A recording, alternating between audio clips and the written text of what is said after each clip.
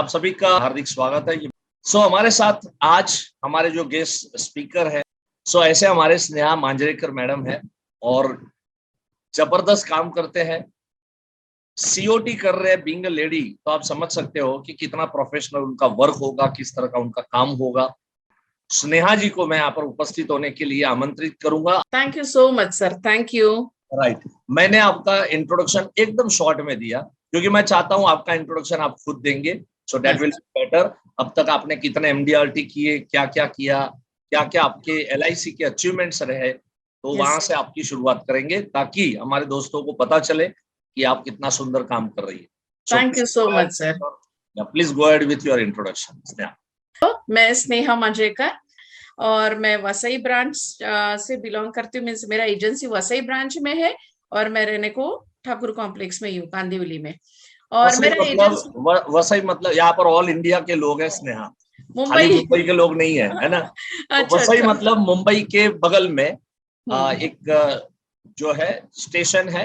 सो आप मुंबई बोल सकते हैं। So she is from Mumbai और अभी रहने के लिए कांदिवली में है। मतलब यहाँ से मैं अगर आवाज दूंगा तो शायद स्नेहा को सुनाई देगा। हम दोनों एक ही इलाके में रहते हैं, ठीक है।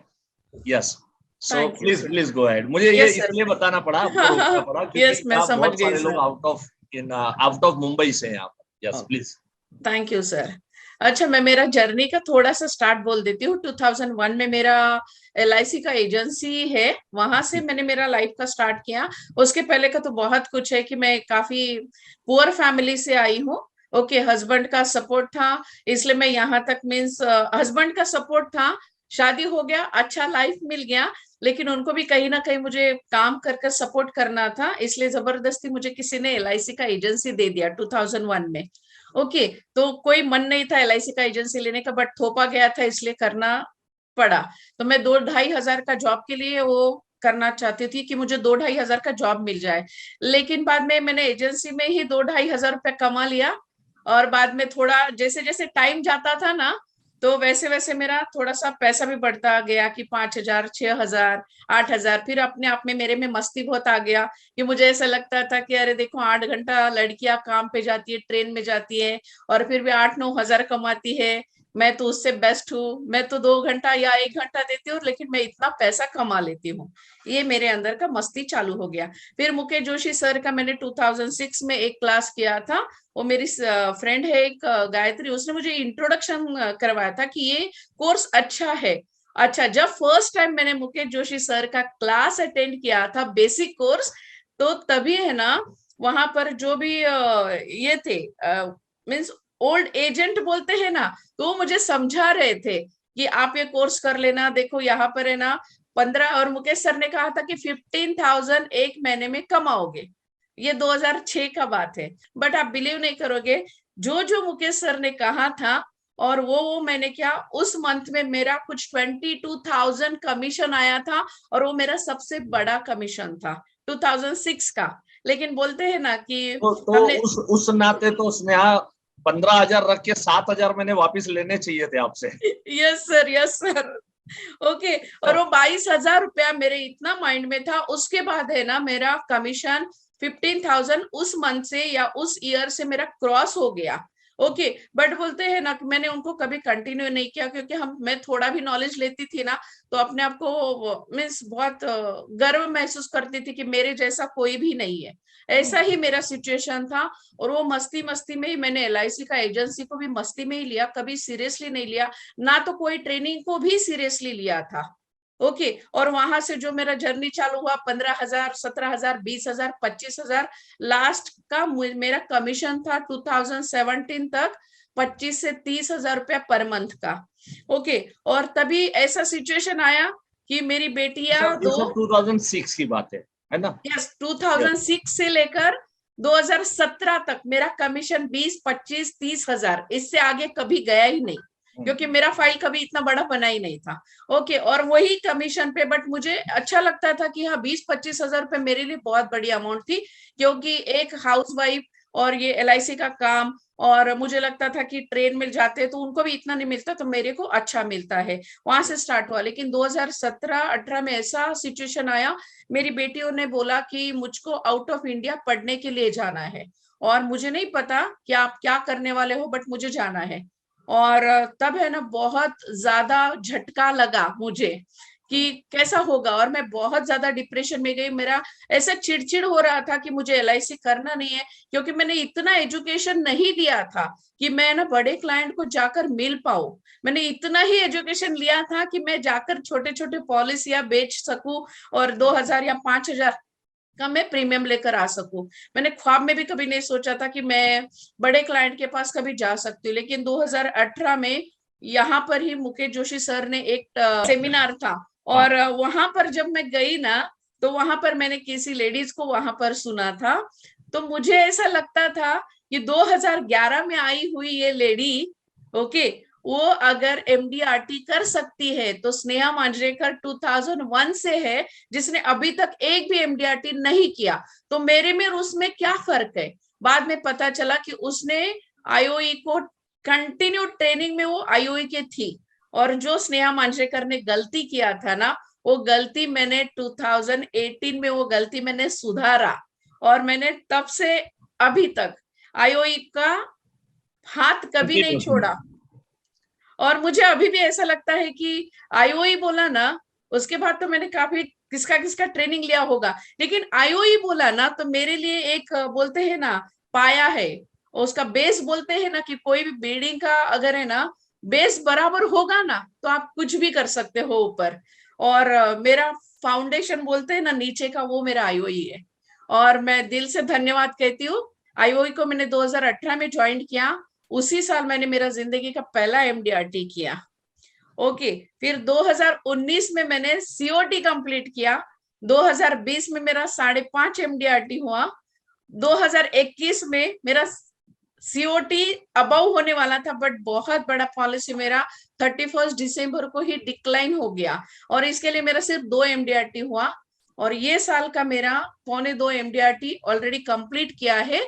ये साल तो मुझे मेरा टारगेट है कि मैं TOT तक पहुंचू। लेकिन मुकेश सर ने अभी कोई मीटिंग में कहा था कि अगर आप है ना क्या बड़ा टारगेट क्या सोचकर करते हो, उससे ज्यादा है ना आप उसके लिए क्या छोड़ते हो ना, वो पहला देखना बहुत जरूरी है।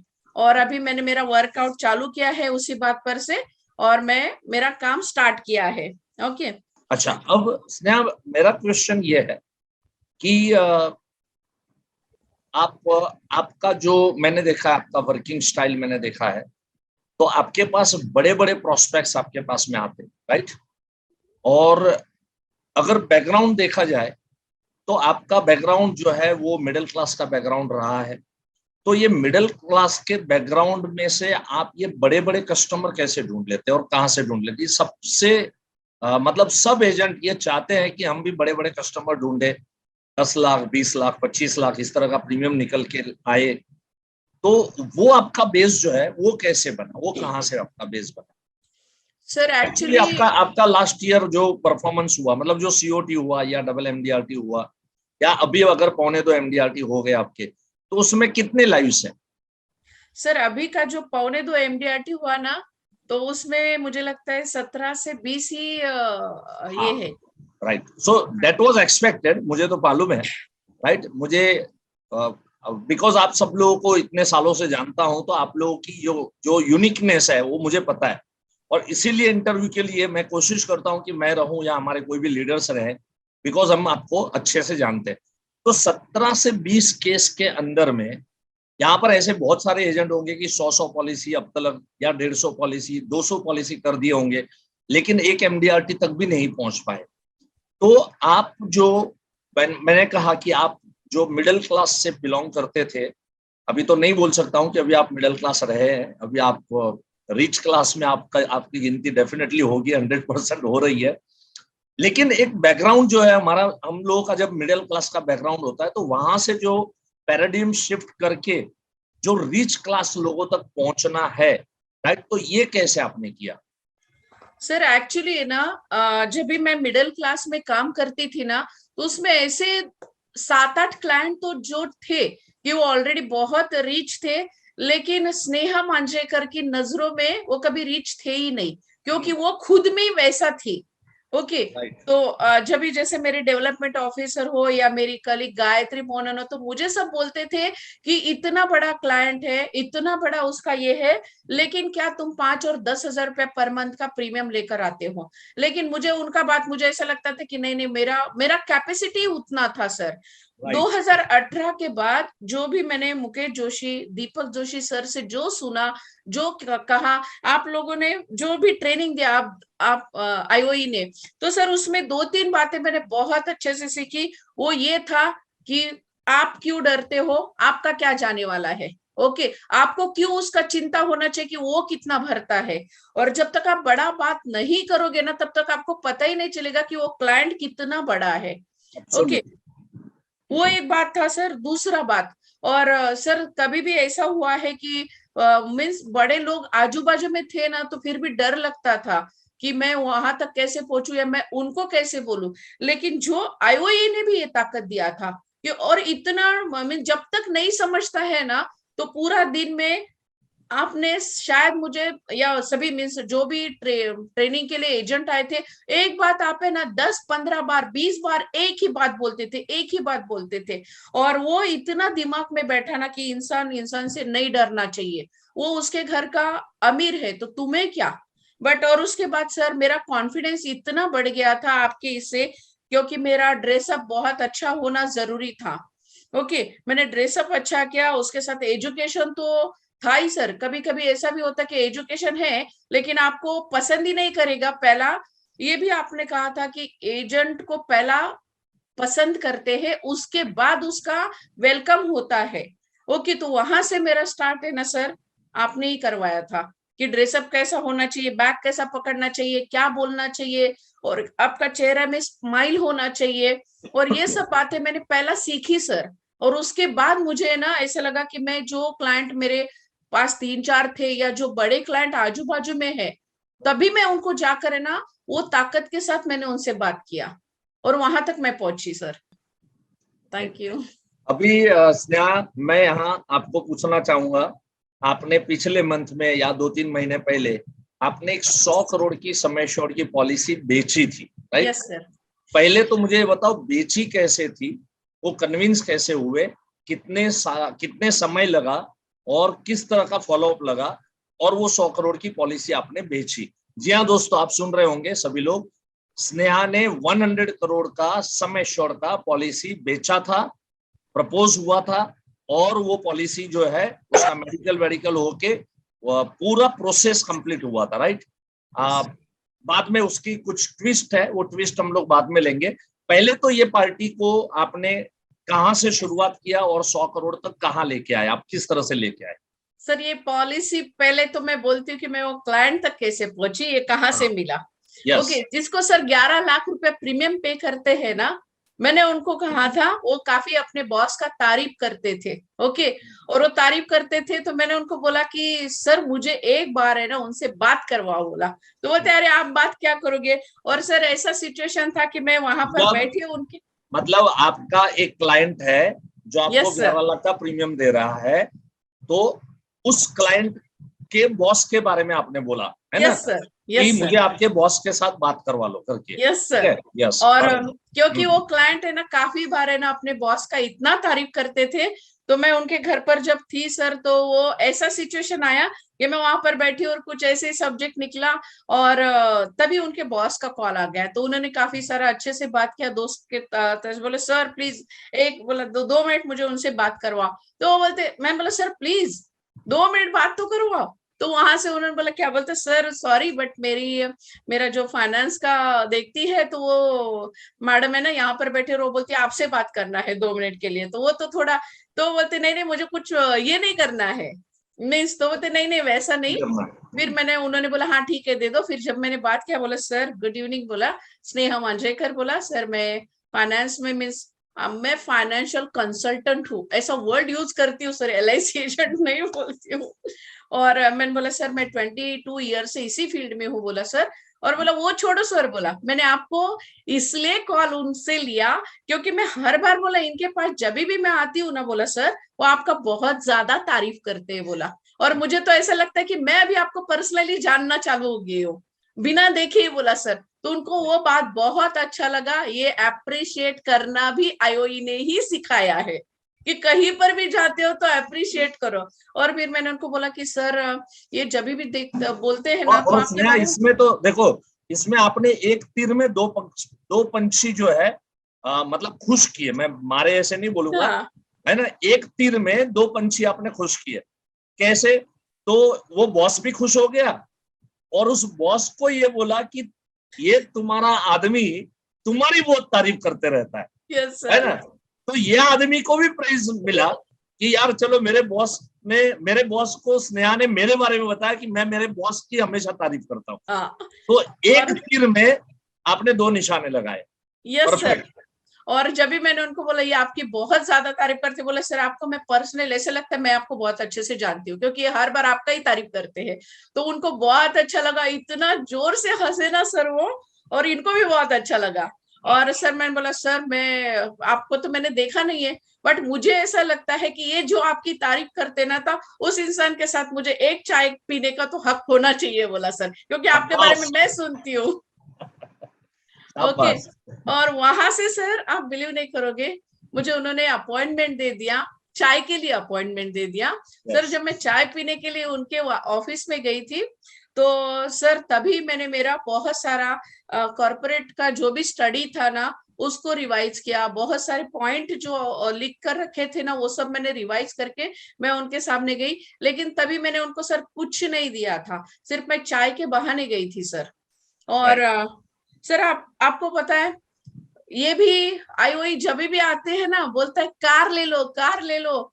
और सर तभी मैंने ड्राइवर को बुलाया और मेरे घर से कार में उनके पास जब गई ना सर, आप बिलीव नहीं करोगे, ऑफिस के नीचे उनका आदमी खड़ा था सर मुझे लेने के लिए। और मैं एकदम शॉक थी। बाद में पता चला कि उनके ऑफिस के उधर जो नीचे तक है ना सर, उनका इतना बड़ा टीवी था ना, उसमें सब कैमरे लगे हुए थे सर। और मैंने जो टाइम दिया था ना सर 4 बजे का, शार्प 4 बजे ना सर मैं उधर मेरा गाड़ी में से मैं उतरी और उनके ड्राइवर ने बताया कि सॉरी वो जो आदमी था उनका ऑफिस का, कि यहाँ पर आप गाड़ी लगा सकते हैं, यहाँ पर अपना स्पेस है। और सर मुझे ऊपर लेकर गए तो मैंने उनको बोला सर आपको कैसे पता चला? तो बोलते मुझे पता था कि 4 बजे बोला तो 4 बजे तो आ ही जाओगे, आप टाइम के बहुत पंक्चुअल हो। मैंने बोला सर मुझे टाइम का बहुत ये है कि टाइम पर पहुंचना कहीं पर भी अच्छा लगता है। सर उन्होंने एक बात बोला, मुझे भी बोलता है टाइम का पंक्चुअल रहना बहुत अच्छा लगता है, जो लेट आता है ना मुझे उस पर बहुत ज्यादा गुस्सा आता है। ये उनका वर्डिंग था सर। और जब मैं गई तो तभी मैंने सर कुछ नहीं कहा, अपना बहुत अच्छे से उन्होंने मेरा वेलकम किया, मैंने हाय हेलो किया, फिर अपने बारे में इंट्रोडक्शन दिया, सर मैं ये करती हूँ वो करती हूँ, सर एक चांस दे देना मुझे कि मैं कुछ आपके काम आ सकूं सर। और ओरली ही मैंने बोला कि सर एम्प्लॉयर स्कीम होता है, ये सभी मैंने उनको थोड़ा ब्रीफ किया। और सर बोला प्लीज एक चांस मुझे दे सकते हो तो प्लीज बताओ। और फिर चाय वगैरह हो गया सर, 1.5 से 2.25 घंटा मैं उनके केबिन में थी और बहुत अच्छा लगा। उन्होंने मुझे अपना डिटेल्स दिया सर, और मैं बोला सर नेक्स्ट मीटिंग के लिए मैं पक्का आऊंगी, तो उन्होंने भी कहा कि हाँ मुझे अच्छा लगेगा। और जो डिटेल्स दिया था उस डिटेल्स पर से फिर मैंने उनका इंश्योरेंस का पूरा पेपर्स रेडी किया, और वो पेपर्स के साथ फिर मैंने उनको जो प्लान प्रेजेंटेशन दिए सर, 100 करोड़ का पॉलिसी, काफी अच्छा प्रीमियम था, बढ़ गया एनीवे। उनका हेल्थ का इशू आ गया, तो वो जो बोलते हैं ना थर्ड पार्टी होता है ना इंश्योरेंस में, जो एलआईसी छोड़कर करता है, उन्होंने डिक्लाइन किया, तो एलआईसी ने भी डिक्लाइन कर दिया। और बट मुझे बहुत अच्छा लगा। और अभी मैं उनको बोलती हूँ कि सर मुझे रेफरेंस देना, तो अभी कल ही बात हुआ तो उन्होंने कहा मैं पक्का रेफरेंस दूंगा, लेकिन मैं आपको ऐसी जगह पर भेजना चाहूंगा कि जो सच में पॉलिसी लेगा या तो आपको अच्छे से ये सपोर्ट कर सकता है। और बस उस पर ही है। Thank you sir. अच्छा, 100 करोड़ की पॉलिसी बेचना अपने आप में बड़ी बात होती है। पार्टी ने चेक देना, कन्विंस होना, सारे आईटी के पेपर्स देना, मेडिकल के लिए जाना, आपने इसके लिए कितना समय दिया, कितना एफर्ट्स आपने लगाया, ये सब होने के बाद में जब ये डिक्लाइन होके आ गया 100 CR की पॉलिसी, तो कुछ डिप्रेशन या कुछ ऐसा अपसेटनेस या कुछ ऐसा मतलब क्या हुआ, मतलब केमिकल लोचा क्या हुआ? सर एक्चुअली सबसे पहला गलती मैं बोलती हूँ, जून में मैंने ना, जून से उनका मीटिंग हुआ था, जून से लेकर सर दिसंबर तक सिर्फ मैं एक ही पॉलिसी के पीछे पड़ी थी और मैंने अपना बाकी का बिजनेस पे ध्यान नहीं दिया। और थोड़ा सा मेरा वहां पर गलती हुआ कि मुझे बोला जाता है, आप भी हर बार बोलते एक के पीछे नहीं पड़ने का, लेकिन वो सब गलती हो गया। और 31 दिसंबर को सर मैंने मीन्स दिवेश भाई जो अपने हैं इसके, वहां से लेकर है ना सर, उन्होंने भी मुझे काफी सपोर्ट किया था और उन्होंने भी जाकर वहां पर पूछ लिया था सर। तो उन्होंने भी कहा था कि आपका पॉलिसी शायद इसमें हो जाएगा पास एक्स्ट्रा में। और सर मेरे माइंड में सिर्फ एक्स्ट्रा एक्स्ट्रा एक्स्ट्रा ही था और ख्वाब में भी नहीं सोचा था कि 31 दिसंबर को मेरा पॉलिसी डिक्लाइन होके आएगा। सर मैं बहुत रोई उस दिन और मीन्स 2-3 दिन मुझे समझ में नहीं आया, बहुत रोई। और रोने के बाद सबने मुझे मीन्स इवन दिवेश भाई से लेके सभी ने, इवन आप भी, कि क्या लाए थे और क्या लेके गए, क्या गया आपका, सिर्फ टाइम गया, ओके बाकी कुछ नहीं। और सर बिलीव नहीं करोगे, जनवरी में वापस मेरा 1.5 लाख का प्रीमियम का पॉलिसी अगेन LIC ने डिक्लाइन किया थायराइड की वजह से। और मार्च में सर 5 लाख का प्रीमियम का पॉलिसी स्टॉप कर दिया। तो बट मुझे ऐसा लगता है कि मैं बहुत दुखी हो गई थी सर, लेकिन मुझे लगा कि अभी कितना दिन रोएगा ना, उस पर गया तो गया, ठीक है ना, अपना नसीब में नहीं था। और जो क्लाइंट है ना वो भी काफी दुखी हो गए थे, तो बोलते ऐसा थोड़ी होता है कि नहीं मुझे तो चाहिए ही। तो मैंने उनको क्या बोला सर पता है, मैंने बोला सर मेरे जितने भी divisional manager, zonal manager, central के ऑफिस के है ना, वो मुझे बोल रहे थे कि स्नेहा उनका क्यों वेस्ट ऑफ मनी कर रहे हो, क्योंकि उसमें ना टर्म प्लान का पोर्शन ज्यादा था, और क्यों वेस्ट ऑफ मनी कर रहे हो, ये इंसान है ना वैसे भी 80-85 तक जीने वाला है। तो मुझे उन्होंने हंस के बोला ये है ना सब पॉलिसी है ना, मुझे मत मारना, मैं भी सेल्स वाला हूँ। और स्नेहा आप बहुत मीठी मीठी बातें करते हो। मैं बोला नहीं सर, मैं आपका 85 का बर्थडे का केक मैं ही खाने को आऊंगी और आपका वेस्ट ऑफ मनी होने वाला था, इसलिए नहीं दिया, बोला LIC ने। ऐसा भी हुआ, लेकिन मैं काफी दुखी थी सर, बट उसमें से निकल आई और बाद में अगेन मेरा काम चालू किया। और आज का पोजीशन ऐसा है सर, अभी मुझे लगता है कि जुलाई आ गया है, जुलाई का 15 दिन ऑलमोस्ट खत्म होने को आया है। और अभी सच में एक्चुअली में डर लग रहा है कि मेरा TOT करना है, बट मैं COT तक भी पहुंचेगी या नहीं, क्योंकि जो ख्वाब है ना, जो चाहिए वो मुझे चाहिए सर। और अभी सच में डर लग रहा है कि अभी मैं क्या करूं, और मेरा सब वर्कआउट चालू है सर उस पर। देखो ये जो डर लगना है ना, ये क्या है मालूम है, ये आपके प्रिपरेशन की तैयारी है। ये प्रिपरेशन जो है मतलब आगे का फ्यूचर प्रिपरेशन है कि अभी मुझे कौन से कस्टमर ढूंढने, क्या करना, इसकी शुरुआत यहां से होती है। आज कोई भी बड़ी फिल्म है, बड़ी बजट की फिल्म कोई बनाता है, तो जब सबसे पहले वो पेपर के ऊपर में सब प्लान बनाता है, जैसे SS राजामौली, आप सबको मालूम है कि बाहुबली और ये सब RRR फिल्म बनाए, तो पहले जब वो प्लान बनाता तो उसको भी डर तो लगता होगा ना, यार 500 करोड़ का बजट हो रहा है यार, 500 करोड़ का है ना, मतलब 500 करोड़ तो कम से कम निकालने ही पड़ेंगे, नहीं तो लॉस जाएगा। तो ये किसी भी व्यक्ति को, कोई भी आदमी बड़ा काम जब सोचता है तो उसकी शुरुआत डर से होती है, राइट? तो उसमें डरने जैसा कुछ नहीं है। बट यस, आपने जो हिम्मत दिखाई, जो 100 करोड़ की पॉलिसी रिजेक्ट हुई और उसके बाद जो हिम्मत आपने दिखाई, तो उसके लिए एक गाना जो है, एक गाना है ना जिसके बोल मुझे बहुत पसंद आते हैं।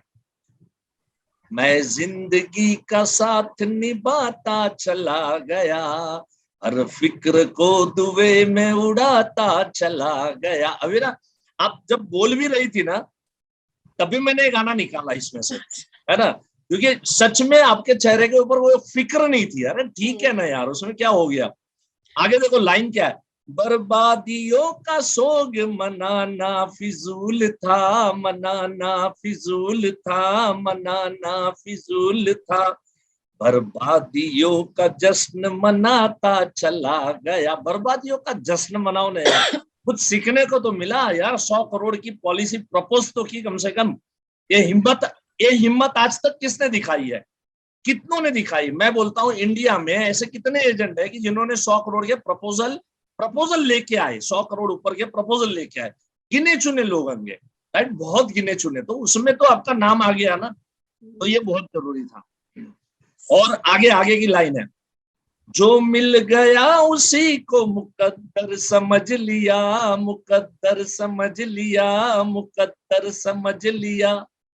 जो खो गया मैं उसको बुलाता चला गया। जो खो गया उसको भूल जाओ यार, ठीक है, इट्स ओके।